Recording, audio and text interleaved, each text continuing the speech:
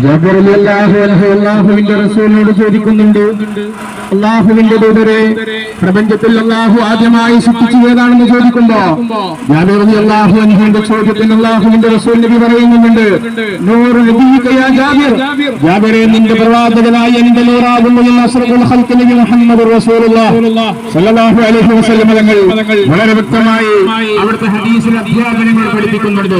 നബി സല്ലല്ലാഹു അലൈഹി വസല്ലം തങ്ങളുടെ നൂറാണ് ആദ്യമായി സൃഷ്ടിച്ചത്.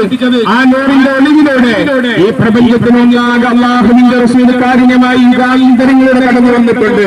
ഒരർത്ഥത്തിൽ പറഞ്ഞാൽ അബൂൽ ബസറാദ് നബി അലൈഹി സ്വലാത്തു വസ്സലാമിന് പോലും അവിടുത്തെ സ്വർഗ്ഗത്തിൽ നിന്ന് പുറത്താക്കപ്പെട്ടതിനു ശേഷം അല്ലാഹു അവർക്ക് പൊരുത്തപ്പെട്ടു കൊടുക്കാൻ കാരണം റഹ്മത്തുൽ ലിൽ ആലമീൻ മുഹമ്മദ് റസൂലുള്ളാഹി സ്വല്ലല്ലാഹു അലൈഹി വസല്ലം തങ്ങളാണ് എന്നോട് വ്യക്തമായി ഹദീസിന്റെ പണ്ഡിതന്മാർ മനോഹരമായി പ്രമാണബദ്ധമായി സനദിച്ചടിച്ചുകൊണ്ട് വളരെ വ്യക്തമായി പഠിപ്പിക്കുന്നുണ്ട്.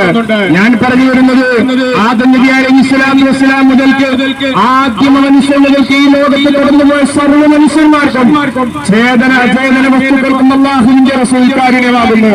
ആ പ്രവാചകരുടെ 1500ാമത് ജന്മദിനാഘോഷത്തിന്റെ ഭാഗമായി നമ്മൾ ഇങ്ങനെ സംഘടിപ്പിക്കുമ്പോ ആ പ്രവാചകരുടെ ജീവിത രീതികളും അവിടുത്തെ സമീപനങ്ങളും കാരുണ്യത്തോടു കൂടിയാണ് എന്ന് നമുക്ക് കണ്ടെത്താൻ കഴിയും.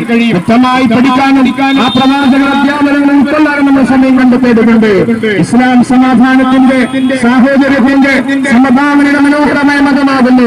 എവിടെയും തീവ്രവാദത്തിന്റെയോ വിധ്വംസ പ്രവർത്തനങ്ങളോ ഇസ്ലാം അംഗീകരിച്ചിട്ടില്ല. അല്ലാഹുവിന്റെ റസൂലിന്റെ പ്രബോധന ദൗത്യം പോലും കാരുണ്യത്തോടുകൂടിയാണ് എന്ന് നമുക്ക് കണ്ടെത്താൻ കഴിയും. ഈ വൈകിയ വേള ഞാൻ ഒരുപാട് നിങ്ങളോട് സംസാരിക്കുന്നില്ല. ഒരു കാര്യം ഓർമ്മപ്പെടുത്തട്ടെ, വാളിനോ അല്ലെങ്കിൽ അങ്ങനെയുള്ള തീവ്രവാദപരമായ പ്രവർത്തനങ്ങൾ കൊണ്ട് ഇസ്ലാമിന്റെ പ്രബോധനം എവിടെയും നടന്നിട്ടില്ല.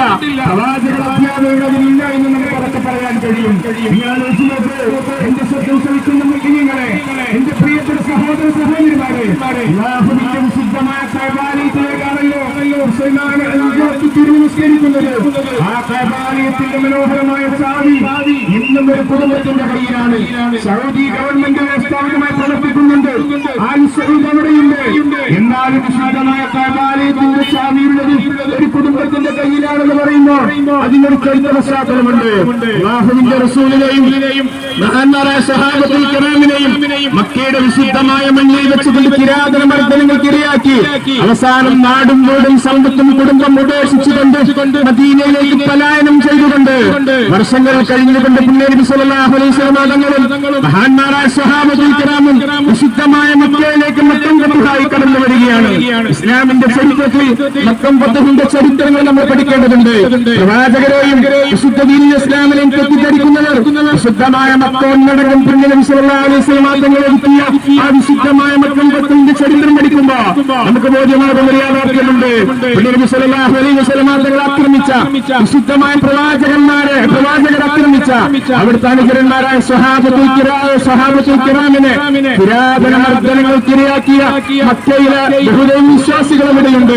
നബിയും സഹാബികളും വിശുദ്ധമായ മക്കയിലേക്ക് വിശുദ്ധമായ മക്കയിലെത്തിയപ്പോ ആ കഅബാലയത്തിന്റെ ചാവിയൊന്ന് തൊഴുത്തിൽ കൊണ്ടുവന്ന് കഅബം തുറന്നുകൊണ്ടതിന്റെ മുമ്പിൽ അതിന്റെ ഉള്ളിൽ വെച്ച് 2 റക്അത്ത് നിസ്കരിക്കാൻ അല്ലാഹുവിന്റെ റസൂലിന് വല്ലാത്ത ആഗ്രഹമുണ്ട്.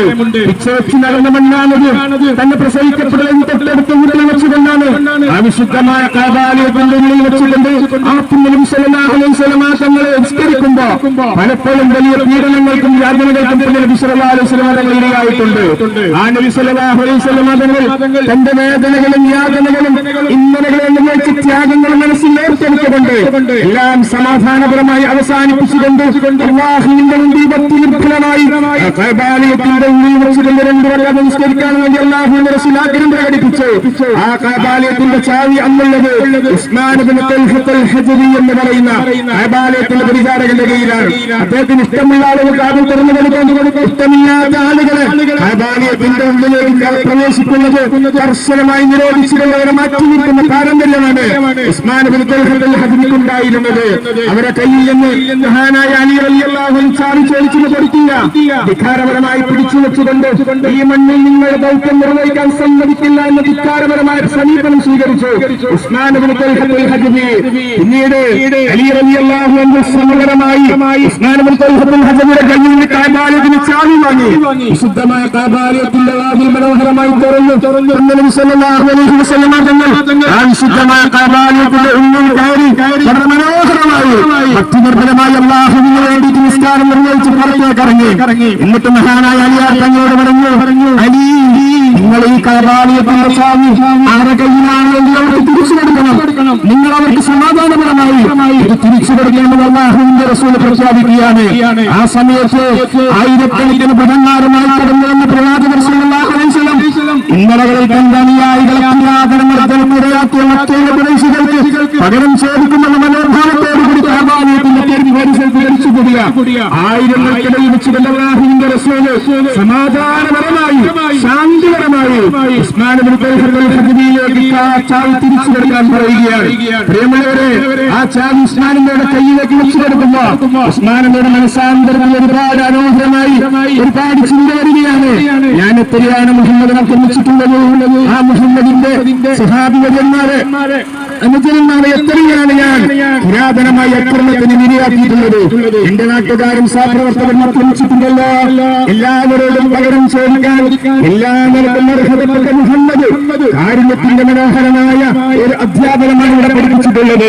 മഹാനായ അലിയാർ തങ്ങൾ ഉസ്മാനിന്റെ കയ്യിലേക്ക് ആ കഅബാലയത്തിന്റെ ചാവി തിരിച്ചു കൊടുക്കുന്ന സമയത്ത് അലിയാർ തങ്ങളോട് ചോദിക്കുന്നു, അലി, നിങ്ങൾ എന്റെ കയ്യിൽ വികാരപരമായി നിങ്ങൾ പിടിച്ചു മറിച്ചതാണെങ്കിലും സമാധാനപരമായി നിങ്ങളുടെ കയ്യിലേക്ക് ചാവി തിരിച്ച് പരാമർശിച്ചുകൊണ്ട് അല്ലാഹു ആയത്തിറക്കിയിട്ടുണ്ട്.